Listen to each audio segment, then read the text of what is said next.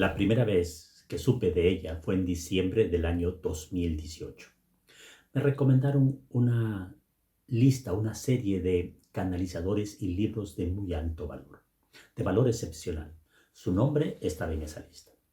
Hice lo que hacemos todo el mundo, la googleé y vi que ella canalizaba a un grupo de muy alta conciencia, de maestros ascendidos de muy alta conciencia, conocidos como Ananda. Jesús estaba en ese grupo de alta conciencia. Sí, Jesús, el de la Biblia. Mi primera reacción fue decir, vaya pirada, otra loca más que dice que canaliza a Jesús. Y la parte de mi vida no quería saber nada de esa información. 6 meses después, debido a una voz interior, a un sentimiento interior, retomé esas lecturas.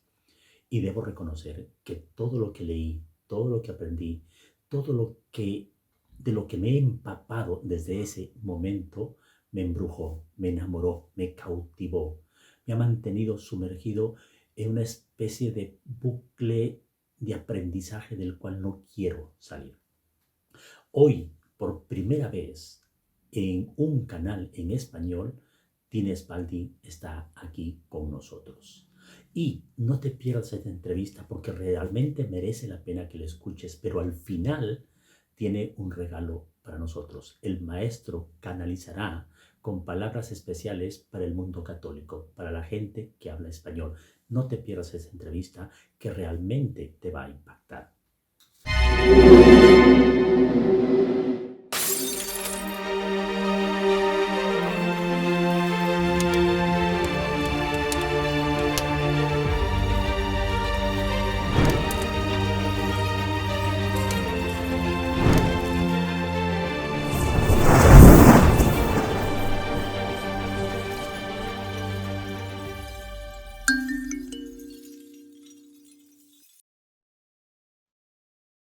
This is Mayan Sherpa.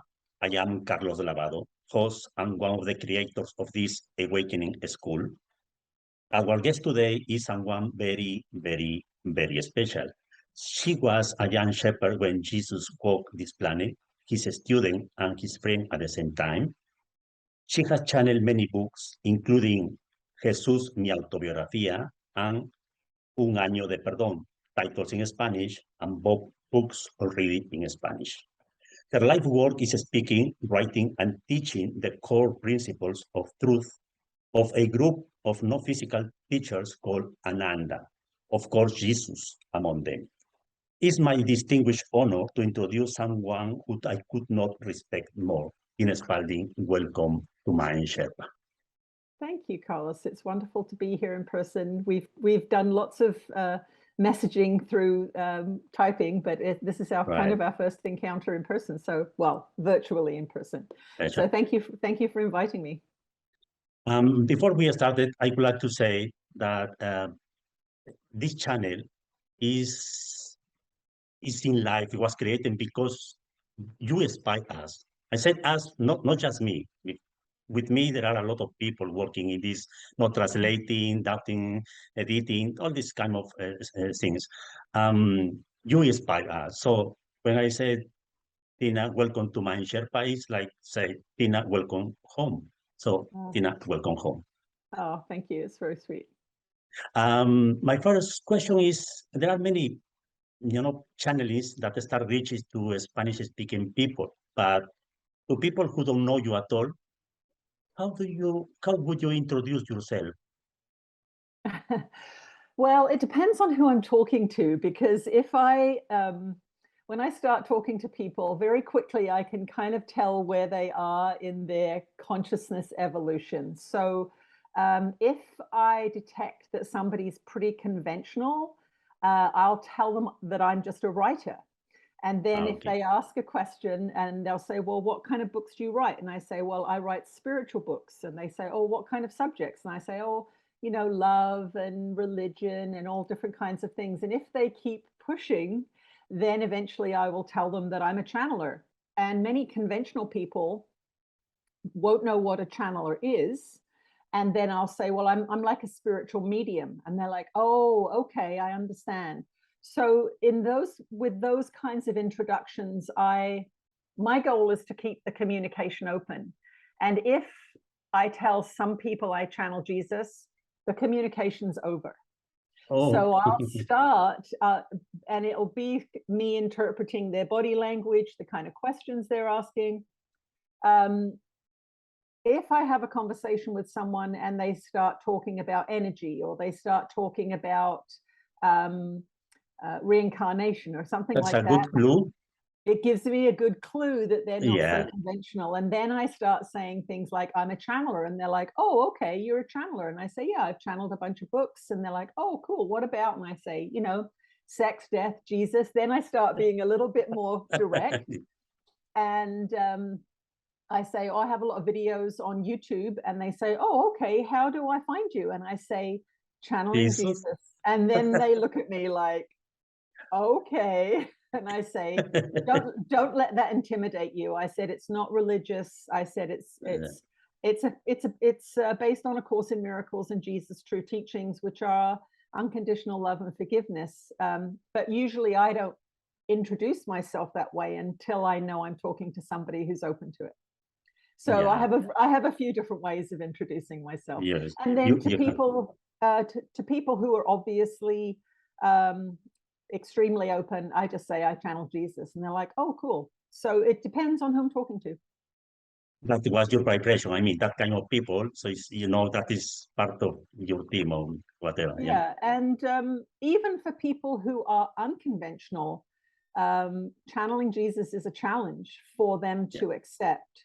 As it was for me. I wasn't happy when I first found out I was going to channel Jesus. It was not something I was seeking. It was a big psychological journey for me to get comfortable with that process. Yeah, let's connect to my second question, because it's quite interesting when I explain people some ideas about Jesus, your channeling, and they ask me, where did you get that information? It is quite good, but where did you get? So I explain, well, there are a woman, her name is Tina Spalding, blah, blah, blah, all this stuff. And they ask, well, she channeled Jesus. And they say, wait, why her? So that is the next question. What do you think, why you? Well, apparently Jesus and I were friends in his lifetime. And when I first started, so I had what's called a Kundalini awakening, where for several weeks, I had massive amounts of energy going through my body, and my body would move spontaneously. And I was in a state of ecstasy. This was 12 years of studying A Course in Miracles, practicing forgiveness. I was a really dedicated student. So I wasn't scared of what was happening. I knew what a Kundalini awakening was. I'd read about, this is why yogis study yoga. Yeah. They want to have this elevation of consciousness experience. So I knew what was happening to me. So I completely surrendered to it. So I forgot the question. What was the question? The question is, why you? Because many why people me? Oh, ask, right. Okay. Yes, sorry. Why her? Why you? Say, why well, her? Yeah. So, okay. So when this first happened, I started writing automatic writing. So automatic writing is something people do. It's a way of spirit connecting, giving you messages where you write involuntarily. Somebody else is using your hand to write.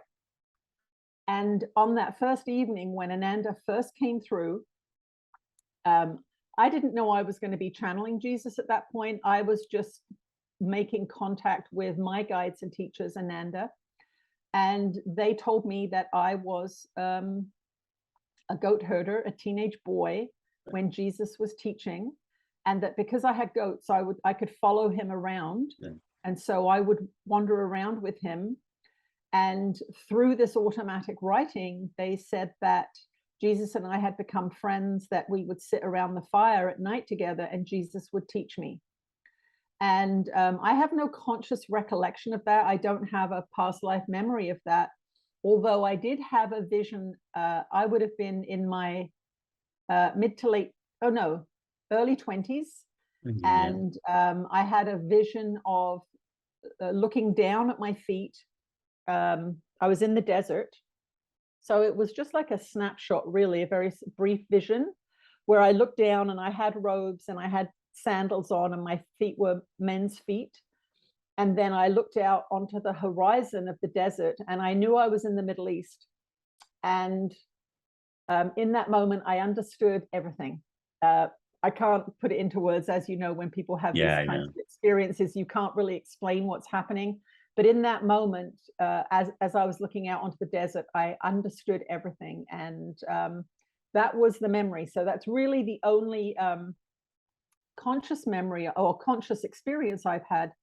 But I was always fascinated with the Bible from an archaeological point of view. So Okay. I took archaeology in university. I studied archaeology and anthropology, but one of the things I wanted to do was comparative religion. So I was always fascinated with religion. I grew up in a spiritualist household, so we had seances every Saturday night in my house as a child. So I grew up knowing that spirit was real, knowing that we continued on after death. I started reading the Bible a few times